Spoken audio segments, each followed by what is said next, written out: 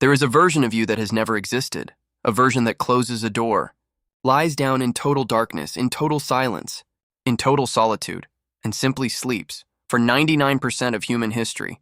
That version of you would have been dead within weeks. Not from hunger, not from cold, from something far more efficient. Something that didn't need claws or fangs, it just needed you to be alone. For nearly 300,000 years, Homo sapiens did not sleep the way you do. They didn't have bedrooms. They didn't have doors that locked. They had bodies pressed against bodies, in caves, in huts, around dying fires, in piles of breathing warmth, because sleeping alone wasn't a lifestyle choice, it was a death sentence. Think about what sleep actually is. Your muscles go slack. Your awareness collapses. Your eyes, the primary defense system of a mostly hairless, clawless, fangless primate, shut completely for 6 to 8 hours a night.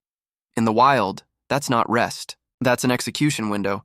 So early humans did the only thing that made sense. They outsourced their vulnerability. They slept in groups, not out of affection, not out of comfort, but out of raw, brutal necessity. Someone was always semi-awake. Someone was always listening. The group became a single organism with rotating eyes, a defense system built from trust. And here's where it gets strange, because that trust wasn't emotional.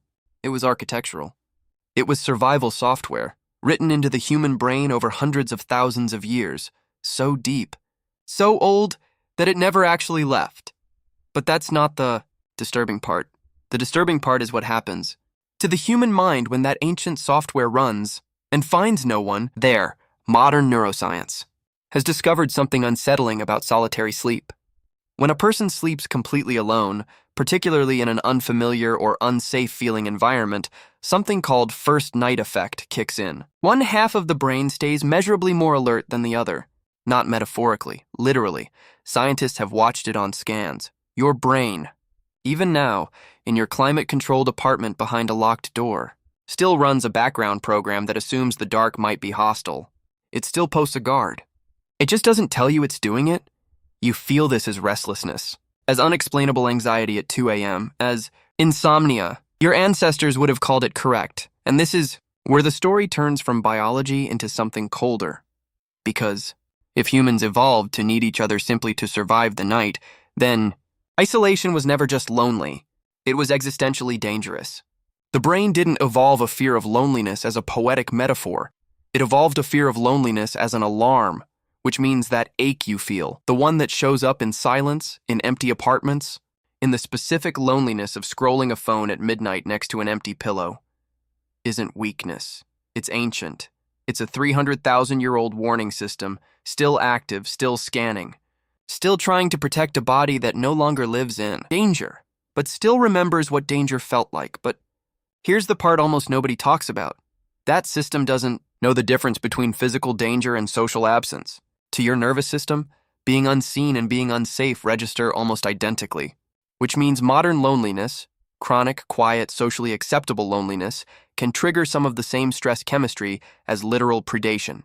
Cortisol rises, inflammation increases, sleep fragments. Your body, in the middle of the safest century in human history, still sometimes believes it's being hunted. Now here's the twist that changes everything. For most of human history, this system worked for us.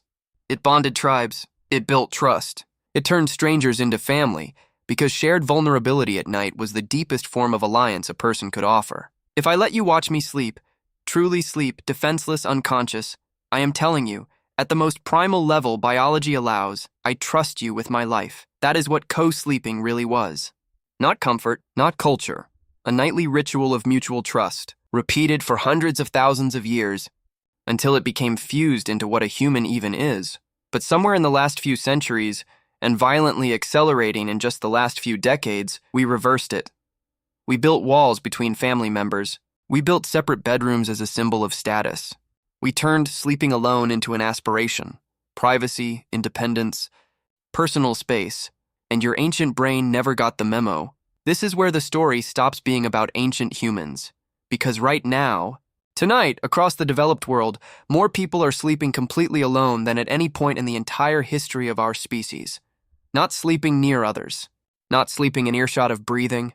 Alone, behind walls, behind doors. Behind screens that simulate connection without ever satisfying the ancient, wordless part of the brain that just wants to know, is someone near?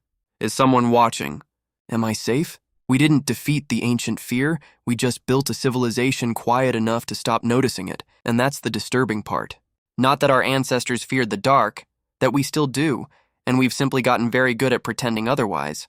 So what does this mean about you? It means that some nights, when sleep won't come for no visible reason, when your chest feels tight in a silent room, when your mind keeps almost hearing something that isn't there, you are not broken. You are ancient.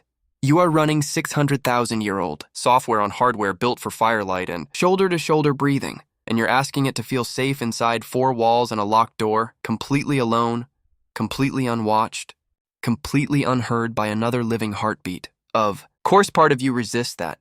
Every human who ever lived before you would have called it insane. This isn't really a story about sleep. It's a story about what we are. Underneath the apartments and the algorithms and the polite modern language we use to describe an old, unspoken need, we call it wanting company. Our ancestors would have called it survival, and maybe the most unsettling truth in all of this isn't that ancient humans were afraid to sleep alone. It's that somewhere inside you, in the oldest part of your brain, the part that predates language, predates cities, predates almost everything you think of as you still are.